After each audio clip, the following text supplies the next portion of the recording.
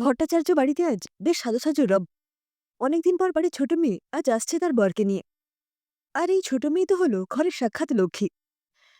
যেইভাবে সে দাদার মায়ের পাশে দাঁড়িয়েছে অসময়ে, নন্দাও আজ ব্যস্ত অন্যদিনের তুলনায়। এতদিন পর ছোট বোন আসছে। সেই কবে শেষ দেখা হয়েছিল ওর সাথে ভালো করে মনেও পড়ে না। বাড়ি থেকে পালিয়ে বিয়ে করেছিল বিশাখা, কারণ ওর প্রেমিক ছিল অন্য ধর্মের, মুসলিম। কেউ তাই মেনে নিতে রাজি ছিল না কোনো মতেই বিশাখার প্রেমিক ইকবালকে। ভট্টাচার্য পরিবারে টাকা পয়সা আজ ফুরিয়ে গেলেও মান মর্যাদা আর আভিজাত্য তো ফুরিয়ে যায়নি। তাই সেদিন প্রতিবাদে গর্জে উঠেছিল ভট্টাচার্য পরিবারের প্রতিটি মানুষ। এমনকি পরিবারের কুলগুরু সেদিন বলেছিলেন, বিশাখার সাথে অবিলম্বে ওই মৃত ছেলের মেলামেশা বন্ধ করা না হলে নাকি একেবারে শেষ হয়ে যাবে মেয়েটা। ওই ছেলে নাকি সাক্ষাৎ অপদেবতার ছায়া। কিন্তু এইসব কোনো কথা সেদিন গ্রাহ্য করেনি বিশাখা। রুখে দাঁড়িয়ে বলেছিল, আমি মানি না এইসব জাত ধর্ম, কুসংস্কারের কথা। আমি ইকবালকে ভালোবাসি, ওকেই বিয়ে করব। আমি মানি না তোমাদের এইসব মিথ্যে মান মর্যাদার অন্তঃসারশূন্য কপচানি।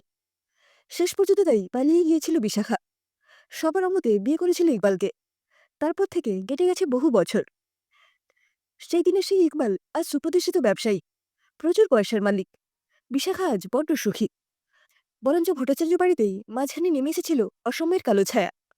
বাড়ির বড় মেয়ে সংসার খুইয়ে ফিরে এলো। বাড়ির কর্তা মানে নন্দা বিশাখার বাবা মঙ্গল ভট্টাচার্য আচমকা ইহলোক ত্যাগ করলেন হৃৎপিণ্ডের আঘাতে।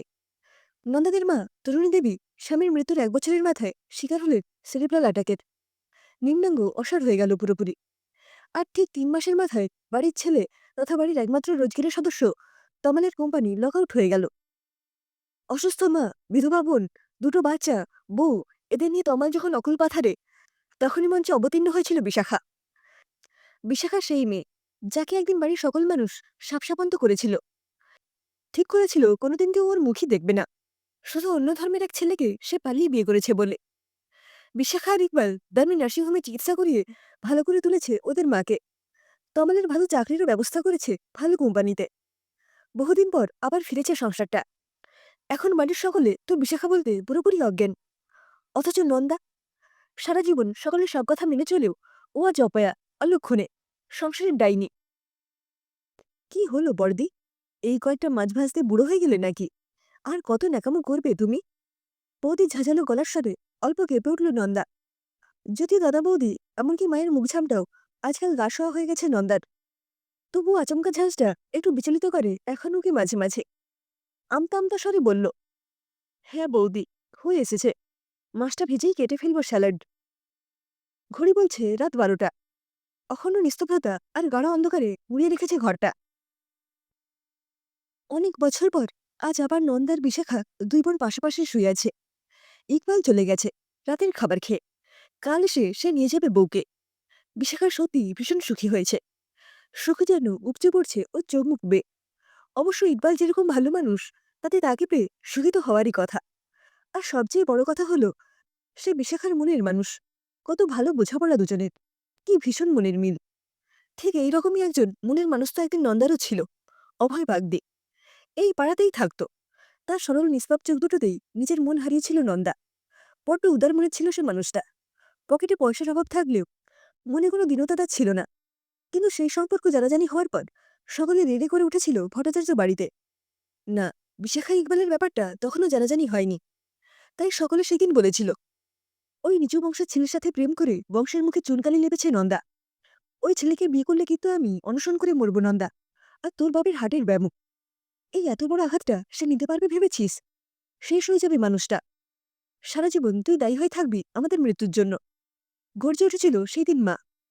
শোন নন্দা, তুই যদি ভেবে থাকিস বাড়ি থেকে পালিয়ে গিয়ে ওই লোভাটাকে বিয়ে করে নিবি, আর তারপরে বাড়ির দরজায় এসে দাঁড়িয়ে বলবি অন্যায় হয়ে গেছে, মাফ করে দাও, তাহলে খুব ভুল করছিস তুই। ওই লোচ্চাটাকে বিয়ে করলে সেই মুহূর্তেই এই বাড়ির সাথে তোর সব সম্পর্ক ছিন্ন হয়ে যাবে। পাড়ার রাজনৈতিক নেতার ডানহাত টাইপের লোকের ভঙ্গিতে সেদিন কোমরে হাত দিয়ে ওকে হুমকির কায়দায় কথাগুলো শুনিয়েছিল ওর নিজের দাদা। বাবা মাও সায় দিয়েছিল তাতে। নন্দা বরাবরই ভীত স্বভাবের। সেদিন সকলের রক্তচক্ষু দেখে যথারীতি ভীষণ ভয় পেয়ে গিয়েছিল ও। এই বাড়ির সকলেই যে ওর নিজের মানুষ। এরা ওর সাথে সম্পর্ক না রাখলে যে মরেই যাবে ও।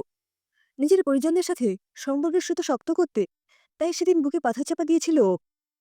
বলে দিয়েছিল অভয়ের সাথে নিজের সম্পর্কটার। বাবা মায়ের পছন্দ করা ছেলেকে বিয়ে করেছিল নিজের মনের গভীরে ভেসে থাকা সবটুকু আদ্র অনুভূতিকে খুন করে। শুধু তাই নয়, আপ্রাণ চেষ্টা করেছিল মদখোর স্বামীর সাথে মানিয়ে নিতে, পারল না শেষ পর্যন্ত।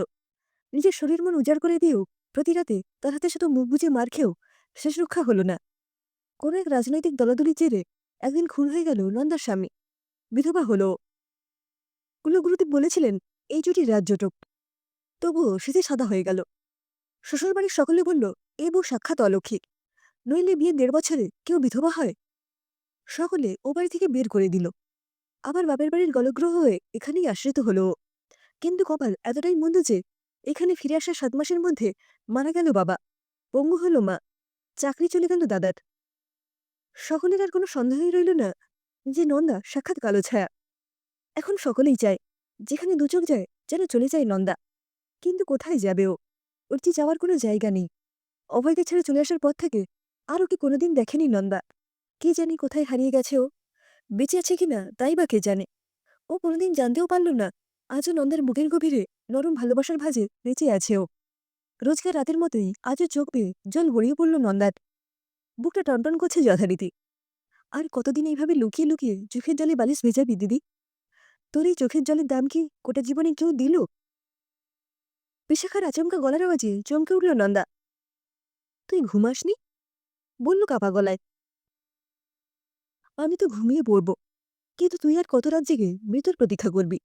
বয়স তো সবে ৭৭, তাই এই প্রতীক্ষাও যে ফুরোপার নয়। কেন সেদিন সকলের কথায় দূরে সরিয়ে দিয়েছিলি নিজের ভালোবাসার মানুষটাকে? বারবার তো তোকে না করেছিলাম, কি পেলি সকলের কথা মেনে চলে? না নিজে সুখী হতে পারলি, না কাউকে সুখী করতে পারলি। সকলের কথা মেনে চলেও আজ তুই সবার কাছে অপয়া, অলক্ষণে, অশুভ।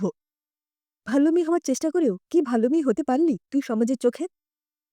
বলে তীক্ষ্ণ স্বর বিদল ছুঁচের মতো নন্দার কানে।